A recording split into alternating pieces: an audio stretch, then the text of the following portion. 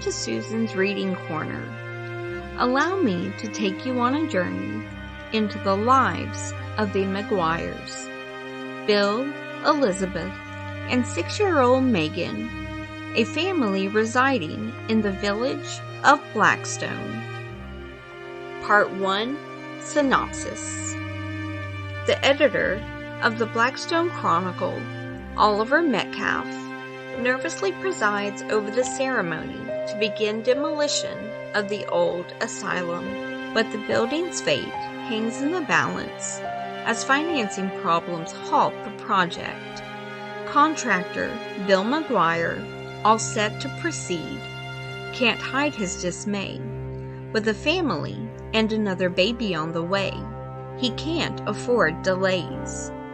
Then a package arrives at the Maguires, a beautiful antique doll with long blonde hair. His daughter Megan wraps her arms around it.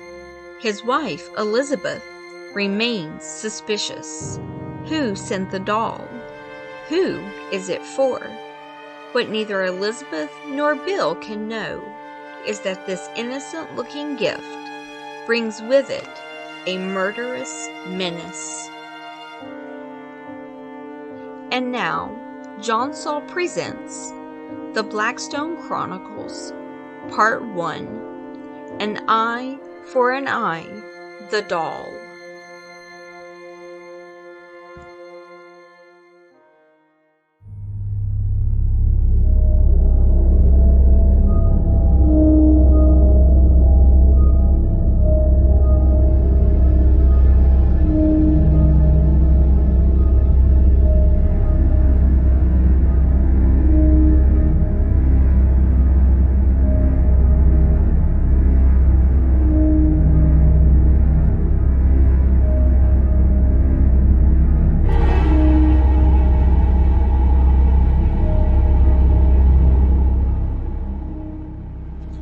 Chapter 6. Bill Maguire turned into the nearly deserted parking lot of Blackstone Memorial Hospital and pulled the car into the space closest to the emergency entrance. He'd driven for nearly 3 hours, leaving the motel in Port Arbello minutes after he'd gotten the call from Mrs. Goodrich, pausing only long enough to drop the room key through the mail slot in the office's locked front door. Throughout the frantic drive to Blackstone, he'd had to force himself time and again to slow down, reminding himself that the objective was to get home as quickly as possible, but in one piece. Still, the drive seemed endless. He'd managed to reach the hospital 3 times on his cellular phone, but all 3 connections ended in a frustrating crackle of static. All he'd been able to find out was that Elizabeth had gone into labor, and that things were going as well as can be expected. "Oh, dear God, let her live," he prayed. "Dear merciful God, let the baby be all right. Oh, God, why did I have to leave them tonight, of all nights?" Tensed over the wheel, he felt sharp, stabbing needles of guilt as he raced through the darkness, returning from a trip that now seemed utterly unnecessary.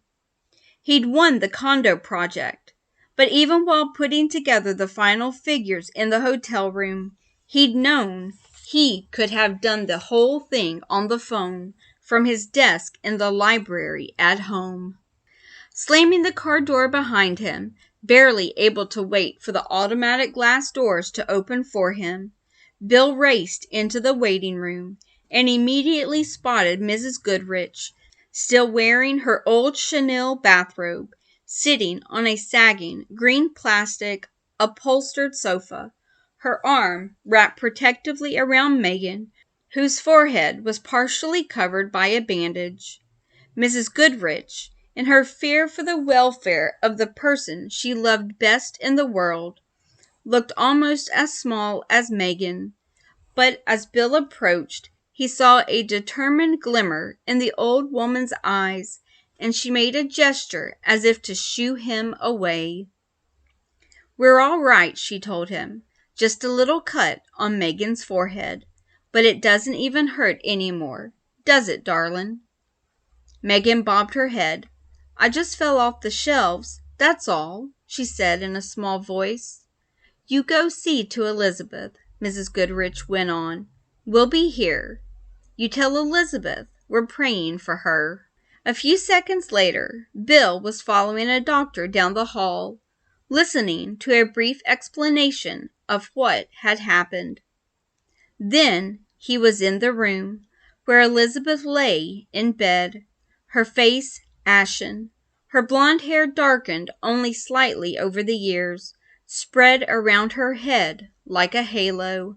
As if sensing that at last he was there, Elizabeth stirred in the bed, and when Bill took her hand, he immediately felt her respond with a weak squeeze. But it was enough. She was going to be all right. For Elizabeth, waking up was like trying to rise through a pool of molasses. Every muscle in her body felt exhausted, and even breathing seemed an almost impossible chore. Slowly, she began to come back to her consciousness, and then Bill's hand in her own, she forced herself to open her eyes. She was not in her bed, not in her home. Then the nightmare began to come back to her. "Megan," she whispered, straining to sit up, but barely managing to raise her head from the pillow. "Megan's fine," Bill told her. "She and Mrs. Goodrich are out in the waiting room, and all Megan has is a little cut on her forehead." "Thank God," Elizabeth sighed. She dropped her head back onto the pillow, and her left hand moved to touch her belly in a nearly unconscious gesture she developed during both of her pregnancies. At the movement, fear lurched inside her. Then it came back to her, a terrible flash of pain, the breaking of her water, and the first violent contractions of labor, contractions so unbearably painful that they'd caused her to pass out. "The baby?" she whispered. Her gaze fastened on her husband's, and though Bill said nothing for a second or two, Elizabeth could read the truth in his eyes. "No." The word emerged as a despairing moan. "Oh, please, no. The baby can't be." Her voice faded away, and she found herself incapable of uttering the final, terrible word. "Shh," Bill whispered, holding a finger to her lips, then brushing a lock of hair away from her suddenly clammy forehead. "The important thing is that you're all right. The important thing. The important thing." The words ricocheted through Elizabeth's mind, leaving bruises everywhere they went. "You're all right." But she wasn't all right. How could she be all right if their baby, their son, was... "I want to see him," she said, her hand tightening in Bill's. "Oh, God, please let me see him." Her voice started to break. "If I can see him, I can make him all right."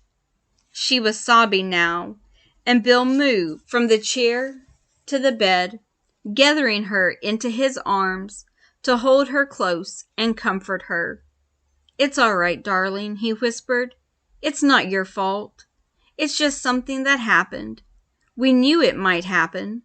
It was hard enough when you had Megan, and maybe we just shouldn't have tried again. But it's not your fault. Don't ever think it's your fault." Elizabeth barely heard the words. "The case," she whispered. "I put the doll in the case, and it fell on her. My fault. It's my fault." "It was an accident," Bill said. "It wasn't anybody's fault." But Elizabeth still heard nothing of her husband's words. "I lifted it off her. I lifted it up so she could get out." And it killed our son. It killed our son." Her words dissolved into broken sobbing. For a long time Bill held her, stroking her hair, soothing and comforting her. Finally, after nearly half an hour, her sobbing began to ease, and the terrible convulsive shaking that had seized her slowly lost its grip. A little while later, Bill heard her breathing drift into the long rhythmic pattern of sleep, and felt her body at last relax in his arms. Kissing her gently, he eased himself up from the bed, then tucked the sheet and blanket close around her. He kissed her once, then quietly slipped out of the room. The strange numbness had already begun to set in as he walked back down the corridor toward the waiting room. His son, for indeed the baby had been a boy, just as he and Elizabeth had hoped, was dead. Dead, without ever taking a breath. Should he ask to see the baby? The thought alone made him wince, and instantly he knew he would not. Better to keep an image in his mind of what might have been, a happy, grinning, gurgling son for whom no dreams would be too great. Better to cling to the memories of a future that might have been than to gaze directly at the tragedy that had just befallen him. To see the child who might have been would bring far more pain than Bill McGuire could bear, and in the days to come, Elizabeth, and Megan too, were going to need everything he had to give. He pushed through the doors to the waiting room, and it seemed to him that neither Megan nor Mrs. Goodrich had moved at all. The old housekeeper still held his daughter close, and though Megan's head rested against Mrs. Goodrich's ample bosom, her eyes were open and watchful. Cradled in her arms, she held the doll. For an instant, and only an instant, Bill was tempted to snatch the doll from Megan's arms, to tear it apart, and hurl it out into the night, to destroy utterly the thing that had come into their house only this morning, and already done such damage to their lives. But that thought, too, he discarded from his mind. The doll, after all, was not at fault, and Megan, at least, seemed to be taking a certain comfort from it. Pulling a chair close to the sofa, he sat down and took his daughter's hand. "Is he here?" the little girl asked. "Has my brother been born?" Bill felt a sob rise in his throat, but determinedly put it down. "He's been born," he said quietly, "but he had to go away." Megan seemed puzzled. "Go away?" she repeated. "Where?" "To heaven," Bill said. A gasp of sorrow escaped from Mrs. Goodrich's throat. Her arm tightened around Megan, but she said nothing. "You see, Megan," Bill went on, "God loves little children very much, and sometimes He calls one of them to come and be with Him. Remember how He said, 'Suffer the little children to come unto me'? And that is where your brother's gone, to be with God." "What about my Elizabeth?" Miss Goodrich whispered, her eyes wide with fear. "She's going to be all right," Bill assured her. "She's asleep right now, but she's going to be just fine." He stood up. "Why don't I take you and Megan home?" he said. "Then I'll come back and stay with Elizabeth." Mrs. Goodrich nodded and got stiffly to her feet, her hand clutching Bill for support, and she let him guide her out to the car. Megan followed behind them, the doll held tightly in her arms. "It's all right," she whispered to the doll as they passed through the glass doors into the night. "You're better than any brother could be."